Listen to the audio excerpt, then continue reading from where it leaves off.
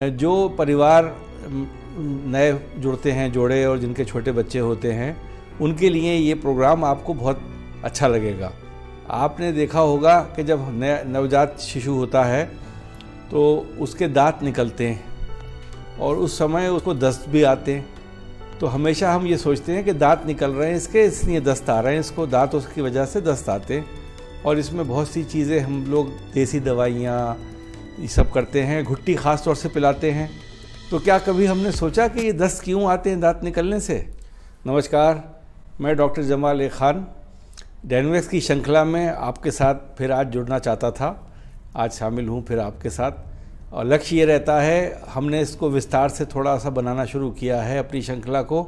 पहले हम लोग खाली कैंसर की बात करते थे, फिर मेरे पास आप लोगों ने लिखना शुरू किया और मैसेजेस आई कि इस चीज़ पे बोलिए, उस चीज़ पे बोलिए, तो मैंने थोड़ा अपना विस्तार किया। तो इस श्रृंखला में मैं आज आपको जो एक इम्पॉर्टेंट इन्फॉर्मेशन दूंगा वो भी आपके लिए बहुत कामयाब होगी और आपको बहुत लाभ होगा उससे। जो परिवार नए जुड़ते हैं जोड़े और जिनके छोटे बच्चे होते हैं उनके लिए ये प्रोग्राम आपको बहुत अच्छा लगेगा। आपने देखा होगा कि जब नवजात शिशु होता है तो उसके दांत निकलते हैं और उस समय उसको दस्त भी आते हैं। तो हमेशा हम ये सोचते हैं कि दांत निकल रहे हैं इसके, इसलिए दस्त आ रहे हैं इसको, दांत उसकी वजह से दस्त आते हैं। और इसमें बहुत सी चीज़ें हम लोग देसी दवाइयाँ ये सब करते हैं, घुट्टी ख़ास तौर से पिलाते हैं। बहुत से नाम से घुट्टियाँ आती हैं, लोग घुट्टी देते हैं। तो क्या कभी हमने सोचा कि ये दस्त क्यों आते हैं दांत निकलने से?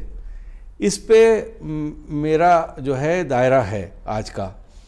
दांत निकलने में बच्चों के मुंह में खुजली होती है और वो खुजली के लिए अपने हाथ को मुंह के अंदर लेकर जाते हैं और उंगली चापते हैं, इधर उधर करते हैं। अच्छा, उस हाथ में क्या होता है कि वो नीचे भी जाता है उनका हाथ, वहाँ पर वो पॉटी और शूशू जो करते हैं उससे भी वो कभी कभी साफ़ नहीं हो पाता हाथ। ये नहीं कह रहा मैं कि बहुत ज़्यादा उसमें कीटाणु होते हैं, लेकिन कीटाणु तो मैंने हमेशा बताया माइक्रोस्कोप में नज़र आते हैं।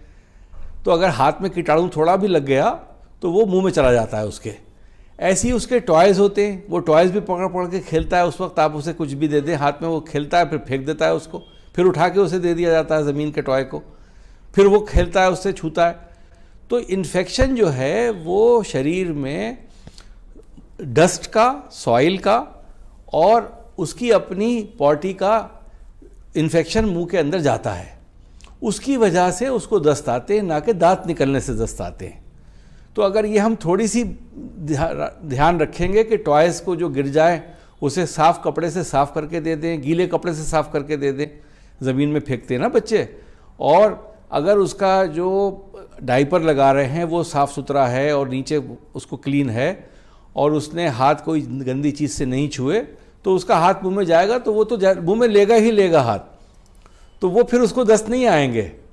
तो पिछले जब से हमने होश संभाला है, हमारे माँ बाप ने भी जब से होश संभाला है, हमेशा ये कहा जाता है दस्त यूँ आ रहे हैं कि दांत निकल रहे हैं, दांत निकल रहे हैं, दस्त आ रहे हैं। तो दस्त आना और दांत निकलते हैं काफ़ी महीनों में, एक दिन में तो दांत निकल नहीं आते हैं, तो दस्त आते रहते हैं। उससे क्या होता है, उसको माल न्यूट्रिशन हो जाता है और हम लोग ये मान के चलते हैं कि ये तो दांत निकलने से आते ही रहेंगे दस्त। तो हमें ये पता होना चाहिए दस्त दांत निकलने से नहीं आते हैं, उसको मुंह में कोई सामान, टॉय खेलने का या हाथ मुंह में जब वो लेके जाता है और उस हाथ के अंदर इन्फेक्शन चला गया उसके शरीर से या उसके टॉय से, तो वो दांत वो जो है वो डायरिया कॉजिंग एजेंट होता है। और उसमें अगर हम 3-4 रोज़ की दवाई अपने डॉक्टर से ले सकें, पीडियाट्रिशियन से या फिजिशियन से, या जो लास्ट मैंने वीडियो में बताया था, जो आप ये लिंक देख सकते हैं फैमिली फिजिशियन के बारे में, तो आपको पता चलेगा कि वो दस्त रुक जाएंगे और फिर वो दांत निकलते रहेंगे, दस्त नहीं आएंगे। तो ये छोटी सी जो हमारी जो चूक है, इससे एक लंबा रास्ता ख़राब नहीं होगा उस बच्चे का। क्योंकि माल न्यूट्रिशन क्या होता है? माल न्यूट्रिशन ये होता है कि below body weight, below body age, जो बॉडी बच्चे की जो एज है, तो हमने डिटरमिन किया हुआ है पीडियाट्रिक्स में कि इस एज पे ये वेट होना चाहिए।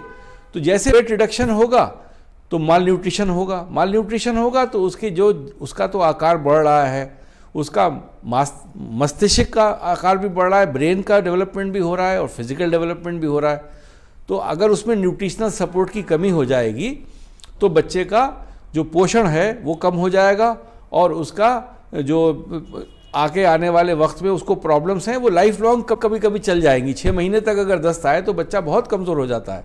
बच्चों की डायरिया जो होती है दांत निकलते समय, वो एक वायरल डायरिया भी होती है। स्टूल में बैक्टीरिया तो होते ही हैं, वायरल डायरिया जिसको बोलते हैं वायरस से होती है, जिसमें एडिनोवायरसेस, बहुत से किस्म के वायरसेस हैं, उनकी कोई दवा एंटीवायरल नहीं दी जाती है।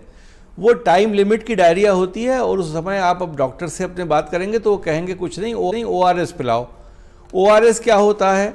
इलेक्ट्रोलाइट का सॉल्यूशन, नमक चीनी का मेल मिक्सचर, ORS सभी जानते हैं, जो कई नामों से मिलता है।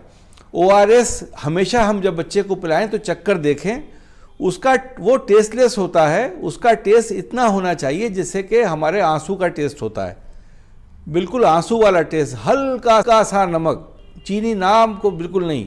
ORS भी डायरिया कर देता है। अगर हमने गलत मिश्रण से ORS को बनाया जिसमें पाउडर ज़्यादा मात्रा में है, पानी कम मात्रा में है, तो ORS भी हमारे लिए ख़राब होता है बच्चों के लिए। तो उसमें एक तरीका है कि जितना अमाउंट बच्चे ने पॉटी की उतना इक्वल अमाउंट ORS उसे पिला दिया।